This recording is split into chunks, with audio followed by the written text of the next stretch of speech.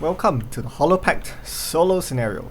Let's get some things out of the way. First things first. The Orb of Despair is one of the items I have. It has 3 uses, so I'm just going to duplicate 3 copies of the item to signify that. Next thing is I managed to draw a battle goal that is guaranteed to succeed, be the first to kill a monster. So we'll just say that I've completed it and not bother with tracking battle goals for the rest of the game. Now, let's get into it. There are cave bears and there are forest imps. Well, just one of each. We are going to play Touch of the Void and Withering Deluge on the first turn. So let's key in that initiative. We'll be going fast pretty much every single turn, just to have control over the entire flow of events. Alright, the forest imp is range 4. That's fine. We'll do what we wanted to do. So Withering Deluge, you may create a void pit obstacle within 2 range and then perform a move 3. If you created the obstacle, you gain 1 void token. Right, then Touch of the Void will be Void Sight. So let's see the top 2 cards of our deck. We'll take the +2 and use that +2 on the melee attack against the bear, so consuming a void energy. So this is an attack 4 that generates 1 XP and generates darkness and stuns the bear.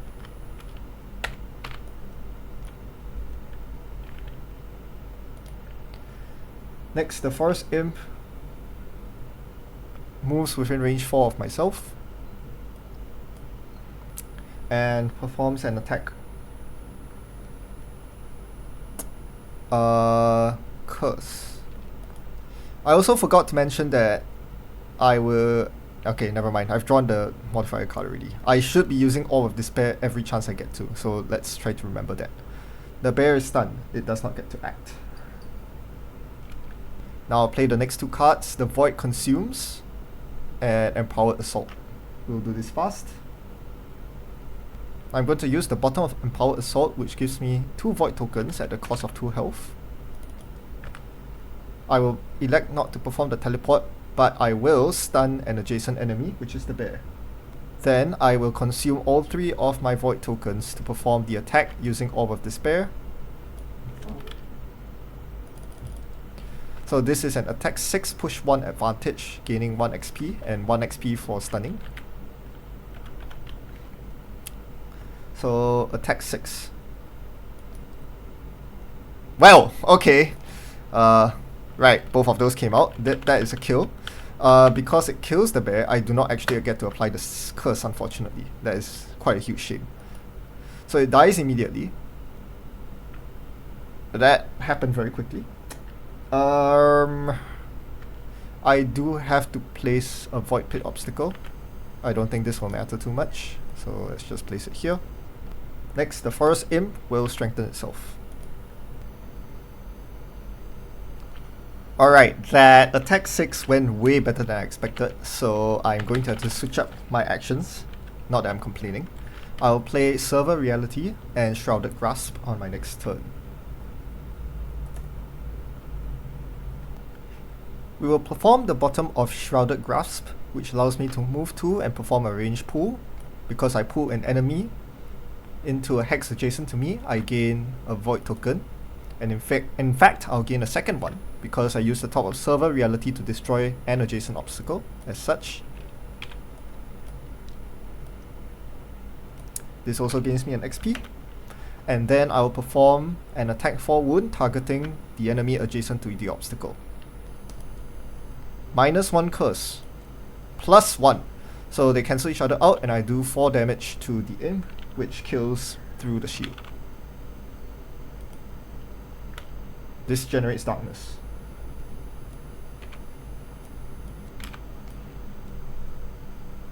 Alright, I'm not going to bother with the X-Haven Assistant app for now until I open the door, because there's nothing that requires me to track the round numbers.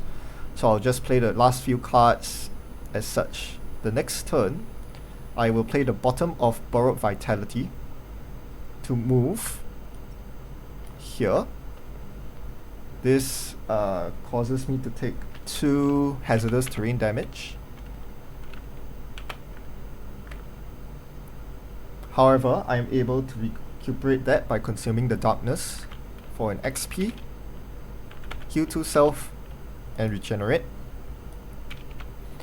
For the top action, I will play Enervating Strike for a heal 2 self. I should also mention that through all this while I am muddled because I have an excess of void energy now.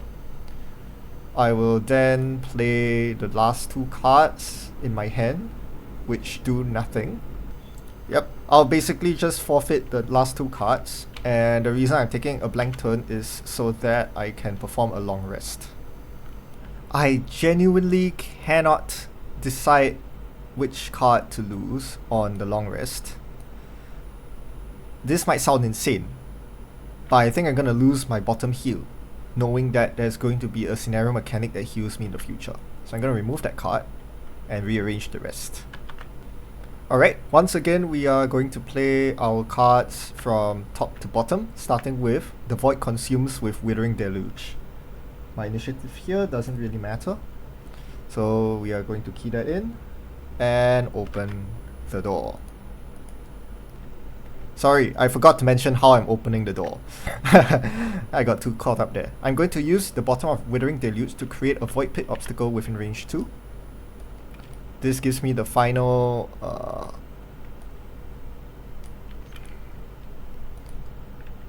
final void energy I need to perform my top attack, and then I perform a move 3 into the room. Alright, let's draw the cards. Imp, Vermling Shaman, Bear. Oh, perfect. Okay. So, we are going to use the Void Consumes to target both enemies here with an attack 6. The advantage is nullified by the muddle from me storing excess void energy. And I'm getting the double attack because I'm going to use the Battle Axe right here. So on the Forest Imp, plus 0 Void Sight, so this is a definite kill, attack 6 on the Imp. And then I get to perform Void Sight.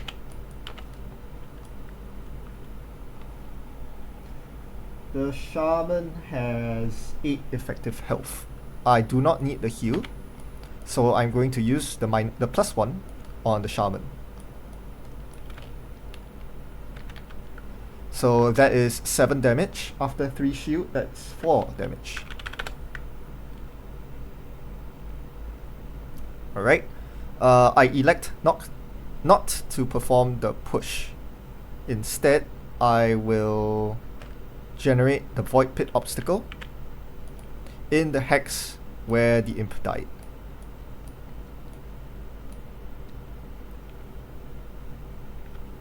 This gives me 1 XP.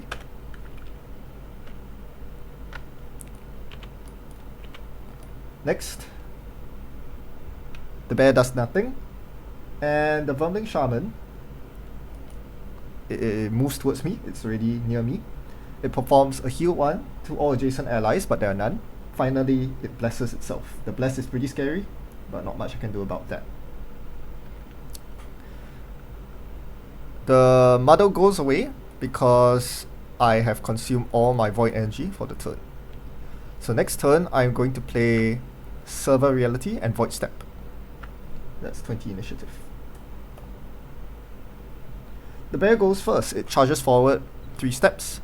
Then I will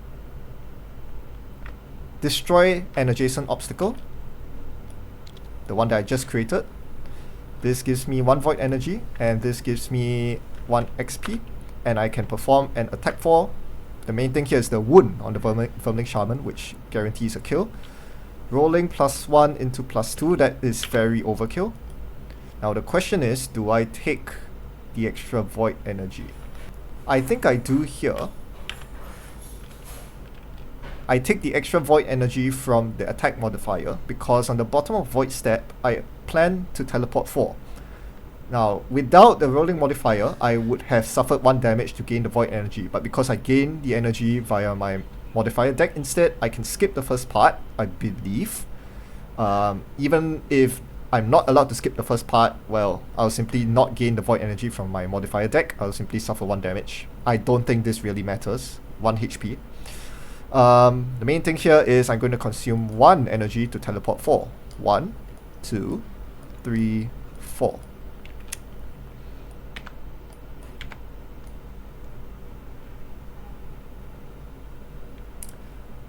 Next round, we are going to... hold on, before we continue on with the next round, gotta read scenario rules. When the Vermling Shaman is dead, I get to read the next part of the scenario, which is that the door is now open. And now, whenever I end my turn on a water space, I perform a heal. And Muddle is inverted to strengthen, Wound is inverted to regenerate. At the end of the next round, so not the end of this round, the end of next round, I have to read something else. I may as well do that now, just to give some context. So at the end of the next round, my shadow appears at A. At the end of the next round, my shadow appears in the right corner of the new room. So let's go back to the room and open it. Alright, I just thought of an insanely intricate maneuver for the next several turns. Yeah, this is going to be a very crazy plan. I spent quite a bit of time cooking it up. So, first things first. Last turn, after performing the teleport, I would use the minor stamina potion to bring back Withering Deluge. And then the turn ends, and then I'm going to play these 2 cards right here. As a reminder, the enemy will spawn at A at the end of this round. So we're going to key in our initiative here and hope the bear does not advance too much. Wonderful! That is exactly what I wanted. So this is absolutely crazy and just demonstrates how mobile, the movement possibilities of the Hollow Pact. I'm going to use the bottom of Withering Deluge. First, I can create a Void Pit. I'm going to use the Void Pit to impede the bear's movement. I'm not allowed to actually block off an entire section of the map, so I'll just drop it right here and perform a move 3 plus 2 with Boots of Striding. Okay, so that's 1, 2, 3, 4, 5. I end at the door. And then I'm going to use the top of Empowered Assault for even more movement. Move 1. The attack will fizzle. I will spend a Void token, which I gain from Withering Deluge, to teleport to. I'll teleport right over here. And then Muddle Self, but because of the scenario special rules, when I'm on a water tile, instead of muddling myself, I strengthen myself. So that was the intricate plan. I prepare strengthen on myself, and I reach the end of the scenario, the last room, and the bear does not move. So now we are going to spawn. Okay, most annoyingly, I messed up big time. In my planning, I did not account for one very important detail, which is that my shadow is immune to basically any condition I throw at it. Stun, wound, poison, muddle, you name it, it's immune. So that makes things very awkward because I was actually planning to stun lock it with Touch of the Void. I can't do that now, so that's a problem. I will play these 2 cards and actually move at a slightly slower 29 initiative and see how things go. The bear does nothing, thankfully. The boss then performs special 2, which is ideal. It performs a move 3. So, like so. And then it performs an attack 5 wound. That's attack 3. I lose... yes, I lose the regenerate, but then I gain it back because wound turns into regenerate while I'm standing on water. It heals itself and gains regenerate. Well, I'm going to do damage to it this turn, so the regenerate is not going to be relevant. I think I want to Void Sight on my attack. So, I'm going to use the bottom of Shrouded Grasp to move 2 and drag my shadow with me. This gives me a Void Energy. Then on the top of Touch of the Void, I will perform Void Sight. Oh, that is convenient. It is not immune to disarm. It's immune to many conditions, but disarm is not one of them. So, wonderful. I will promptly perform a disarm. This is... oh. I have advantage, so I may not get the disarm. Let me draw the other card. It's a ×2. Ooh. Do I take 2 damage disarm or do I take 4 damage without disarm? Ooh. That's a very interesting choice because I don't really care about the disarm, do I? Because the scenario effects say that I perform heal 3 self at the end of each of my turns. Yeah, I think the heal 3 self is powerful enough to sustain me. So instead of doing the disarm, I'll just do 4 damage straight up. The stun does not go through, but I do get 1 XP for my troubles, and I get darkness generated, and I heal 3 at the end of my turn. I'll have to shuffle my deck because I drew the ×2. Yeah, this scenario is absolutely insane. Alright, so that's the end of the turn.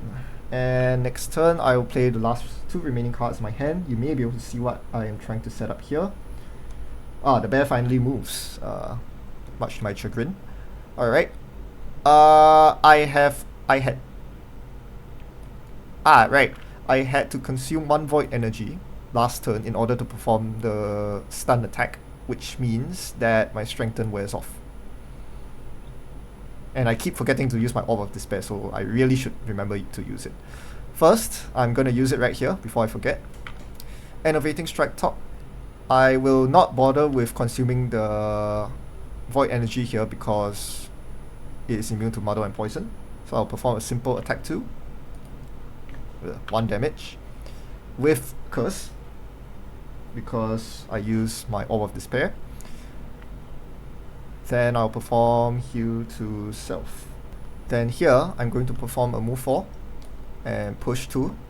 I'm going to push into the altar here so that I gain a void token and the obstacle is destroyed and my enemy suffers 2 damage. Right, so that's the end of my turn. The bear will move 5 steps.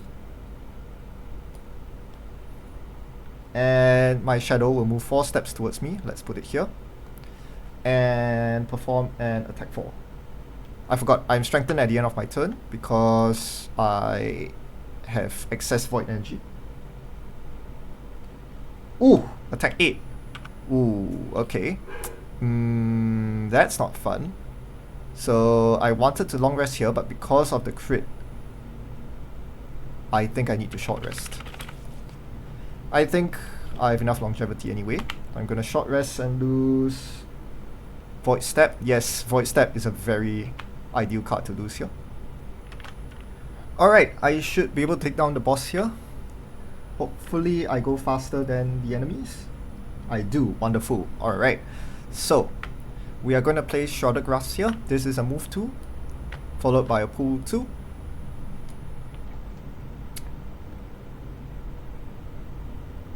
You know what, just in case, I'm going to perform the pull 2 this way. And I gain a void energy, which I'll then immediately spend to perform the attack 6. Gaining an XP, attack 6, with advantage. So -1 curse, +1 void energy, 0 void sight, and +1.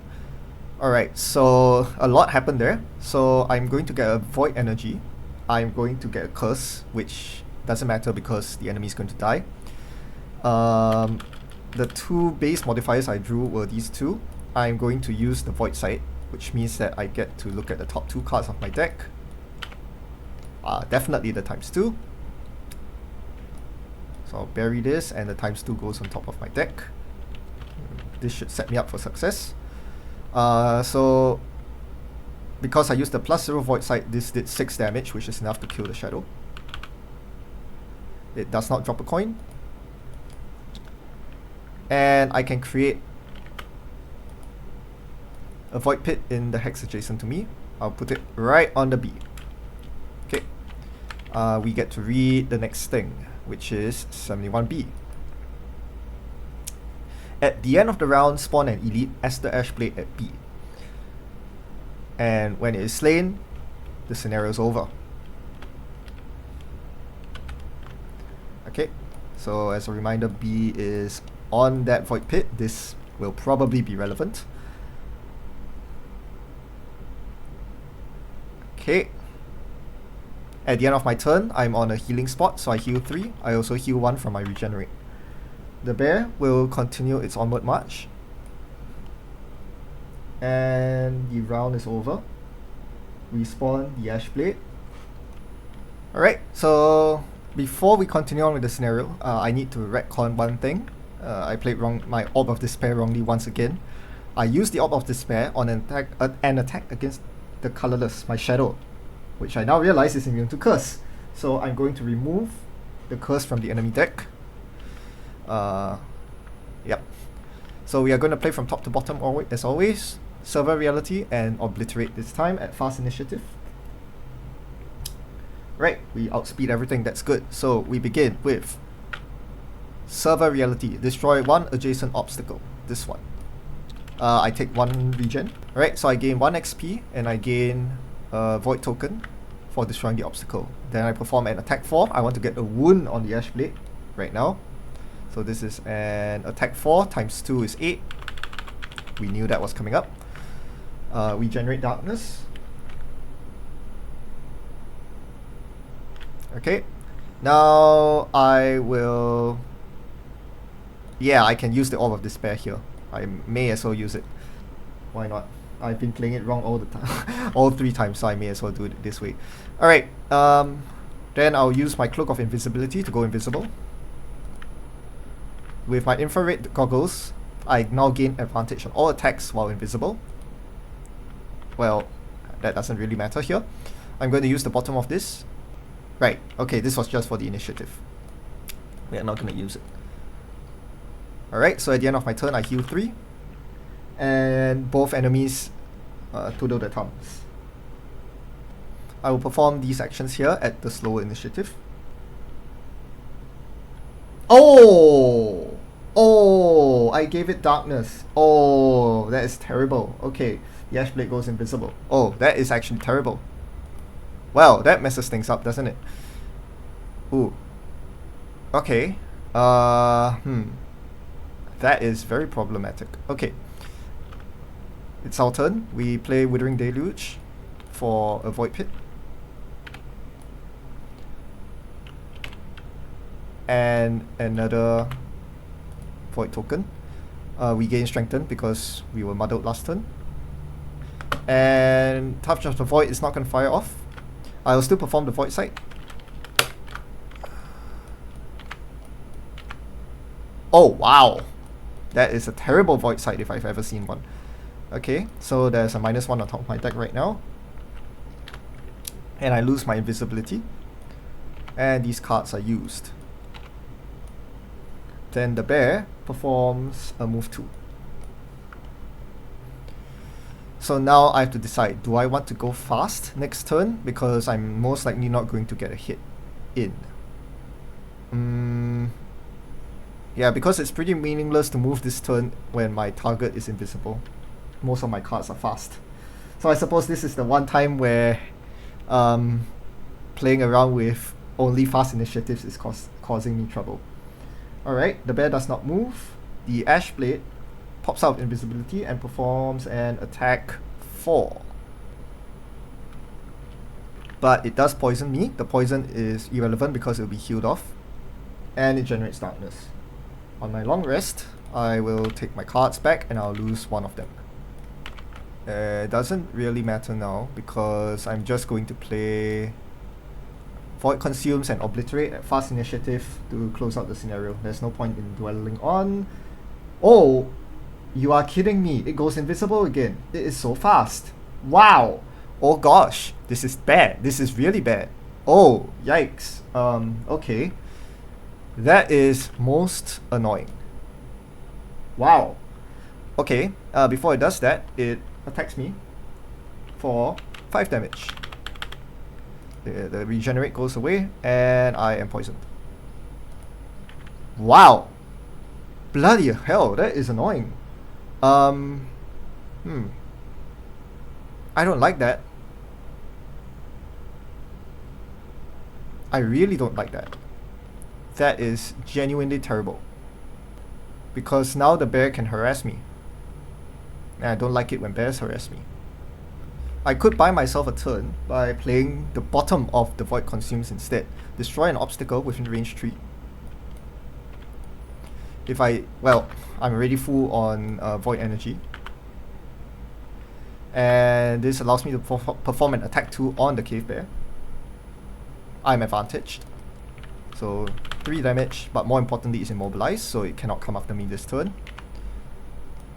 That was my bottom action. My top action, there's no point in performing this attack, so I will forfeit it. At the end of my turn, I heal 3, and I gain regenerate and strengthen from having excess void tokens. The cave bear does not move. Next round. Oh, I do not like what is happening right now at all. I will play slow and attempt to pop a big attack here. It would be pretty bad if the bear gets to move though, but I don't really have a choice at this point. So I'm going to play... I have so much void energy. Is there anything I can do with it? There is. I can play this. I think this is better. Okay, so I'll key in 78 and hope that the Ash Blade moves before me. It does, but the bear does as well. So the bear moves first and hits me with an attack 3. The regenerate goes away. Next, the Ash Blade pops out of invisibility and performs an attack 4. 6. Well, that kills me. So I will have to lose a card here. Let me lose this card. I will take the poison. And fire is generated. On my turn, I will... Oh, I forgot. I get my boots back because I did perform a long rest earlier. Right, I was thinking of performing the top of server reality, but I realized that I do not actually have an obstacle to use. So, I will do it the other way around. I will perform the bottom of server reality, which is first a void sight. Okay, we'll bury the -1. We are strengthened here, so this is hold on, before I continue on, I would like to spend a void token to perform a teleport 3. Actually, I'll go here. And then finally an attack 2 curse at advantage because I'm strengthened. Okay, 2 damage and a curse in the enemy deck. Next, the top of Empowered Assault. Move 1 and then attack 4. Simple attack 4 here.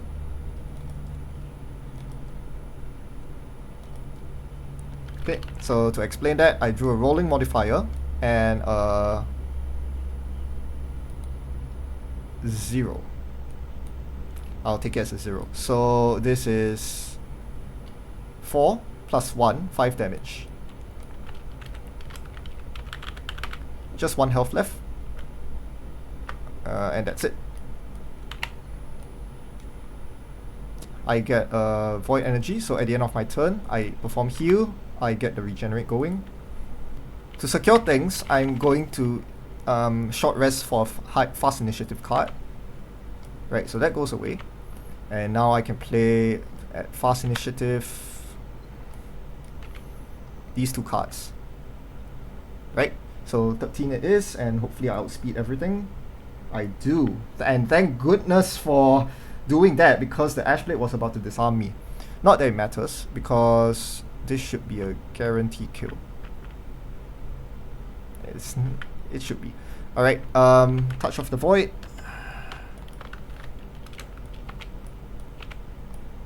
Right, I'm gonna bury the rolling modifier and take the ×2. The ×2 kills with the stun attack.